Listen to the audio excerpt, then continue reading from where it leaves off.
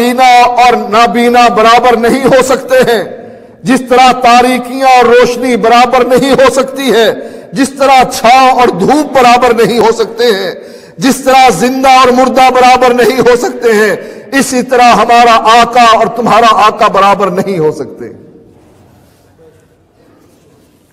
ہمارے آقا کی شان بہت بلند ہے، اس کی حفاظت کا ذمہ رب نے لیا ہے۔ واللہ یعصمک من الناس، یہ کسی اور کے لیے نہیں کہا گیا، یہ محمد الرسول اللہ صلی اللہ علیہ وآلہ وسلم کے لیے فرمایا گیا۔ صحابی بیان کرتے ہیں، غزونا مع رسول اللہ صلی اللہ علیہ وآلہ وسلم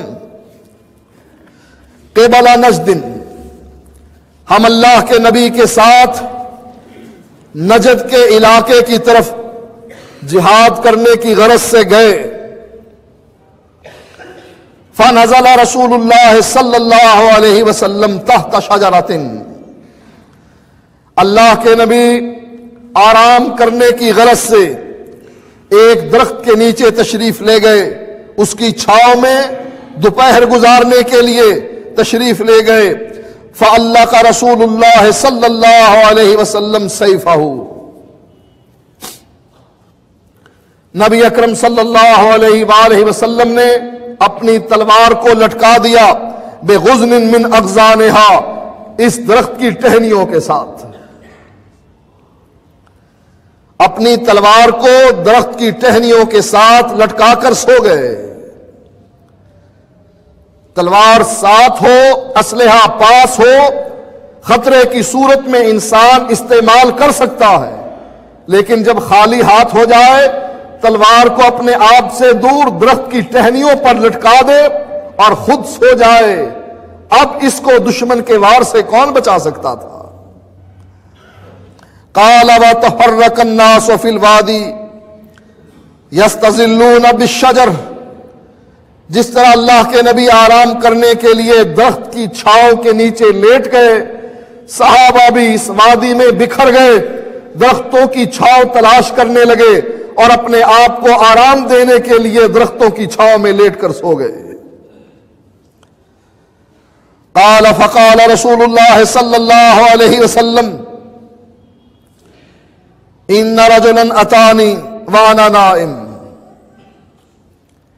اللہ کے نبی فرماتے ہیں ایک آنے والا آیا وانا نائم، اور میں سویا ہوا تھا، مجھے کوئی ہوش نہیں تھی۔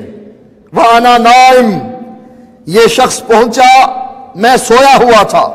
فاخذ السیف، اس نے میری تلوار اتار لی۔ فاستيقظت وهو قائم على رأسی، میں اس وقت بیدار ہوا جب یہ تلوار کو ننگی کر کے میرے سر پر کھڑا تھا۔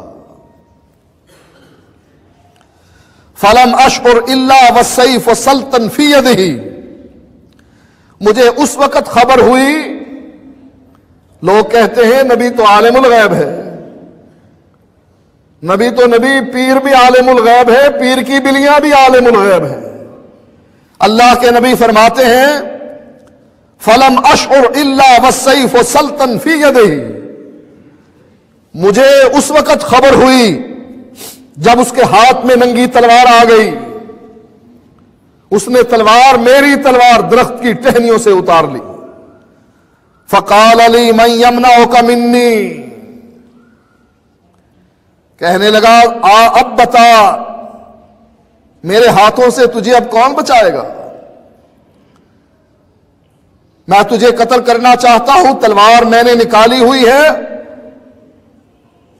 تو بغیر تلوار کے ہے، تو سویا ہوا ہے، میں تیرے سر پر کھڑا ہوں، تو جاگ گیا ہے، من یمنعک منی، اب بتا میرے ہاتھ سے تجھے کون بچائے گا؟ قال قلت اللہ،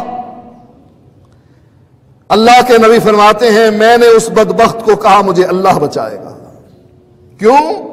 واللہ یعصمک من الناس، اے اللہ کے نبی کلمہ حق ادا کیجئے، مکے کے مشرک اگر اکٹھے ہو کر تجھے قتل کرنے کے لیے آئے تجھے قتل نہ کر پائیں گے، واللہ یعصمک من الناس، لوگوں سے تجھے محفوظ کرنا میری ذمہ داری ہے۔ جب اس نے پوچھا من یمنعک منی، اب بتا میرے ہاتھوں سے تجھے کون بچائے گا؟ قال قلت اللہ، میں نے کہا مجھے اللہ بچائے گا۔ ثم قال فی الثانیۃ من یمنعک منی، دوبارہ کہنے لگا من یمنعک منی، میں یہ پوچھ رہا ہوں میرے ہاتھوں سے تجھے کون بچائے گا؟ قال قلت اللہ، میں نے دوسری مرتبہ کہا اللہ بچائے گا۔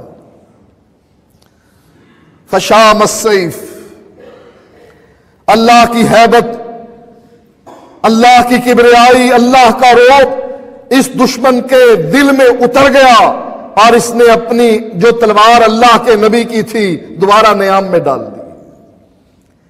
اللہ کے نبی نے اپنے صحابہ کو بلایا، یہ شخص بیٹھا ہوا تھا، اللہ کے نبی نے ان کے سامنے یہ واقعہ ذکر کیا کہ اس طریقے سے اس نے مجھے دھمکی دی کہ مجھے میرے ہاتھوں سے تجھے کون بچائے گا؟ میں نے اللہ کا نام لیا 2 مرتبہ، اس نے تلوار کو دوبارہ نیام میں ڈال دیا۔ اللہ کی ہیبت اس کے دل میں گھر کر گئی، اللہ کا خوف اس کے دل میں آ گیا، اس نے دوبارہ تلوار نیام میں ڈال لی۔ ثابت ہوا کہ ہمارے ایمان کو بچانے والا اللہ ہے۔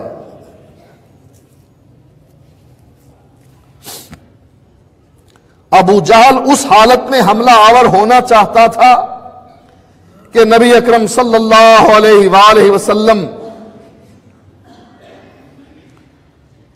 جاگ رہے ہیں لیکن آنکھیں زمین کی طرف ہیں۔ یہاں حالت یہ ہے کہ اللہ کے نبی سوئے ہوئے ہیں، جاگنے اور سونے میں فرق ہے۔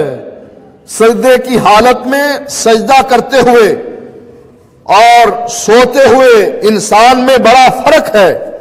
اللہ تعالیٰ نے اپنے نبی کو وہاں ابو جہل سے بھی بچایا، فرشتوں کو بھیج دیا، جبریل کو بھیج دیا، درمیان میں خندق قائم کر دی، درمیان میں ہولناکیاں رکھ دی، اور یہاں اللہ تعالیٰ نے دشمن کے دل میں اپنا رعب اور دبدبہ ڈال دیا کہ دشمن مجبور ہو کر ننگی تلوار کو دوبارہ نیام میں ڈال لیتا۔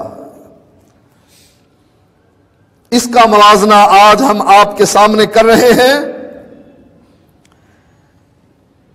کہ اس کو چھوڑ کر امام ابو حنیفہ رحمۃ اللہ علیہ کی تقلید کرنا، اچھے کو چھوڑ کر کم درجے کی، بہتر کو چھوڑ کر کم درجے کی طرف پلٹنا عقل مندی نہیں، بے وقوفی ہے۔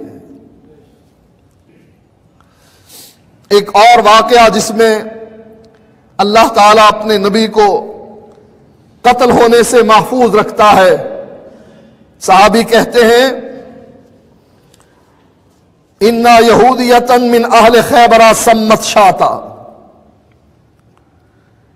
ایک یہودی عورت نے خیبر کے موقع پر سمت شاتن، ایک بکری میں زہر ملا دیا، بکری ذبح کی، اس کو بھونا۔ اللہ کے نبی کو شانے کا گوشت، بازوؤں کا گوشت بڑا پسند تھا، اس بدبخت عورت نے زیادہ مقدار میں گوشت اس جگہ پر ملایا جو گوشت اللہ کے نبی کو زیادہ محبوب تھا۔ ثم اہدتها لرسول اللہ صلی اللہ علیہ وسلم، پھر تحفۃً اس نے وہ بکری اللہ کے نبی کے پاس بھیج دی۔ فاخذ رسول اللہ صلی اللہ علیہ وسلم الذراع، اللہ کے نبی نے وہی بازو جو آپ کو پسند تھا، جس میں زہر زیادہ ملایا ہوا تھا،